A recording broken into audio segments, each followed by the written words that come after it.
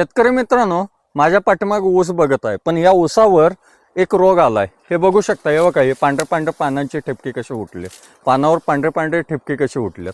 शेतकरी मित्रांनो, या कोळी वर्गातला हा पांढरा कोळी आहे।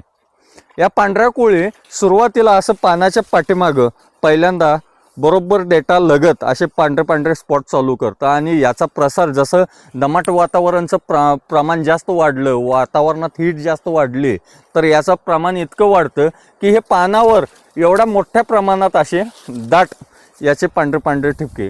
याच्यामुळे काय होतं, प्रकाश संश्लेषण क्रियेतून जे अन्नद्रव्य तयार केलं जातं ते अन्न पूर्ण हे खातं, हे झाडाला न पुरवठा करतं आणि झाडाची वाढ खुंटली जाते।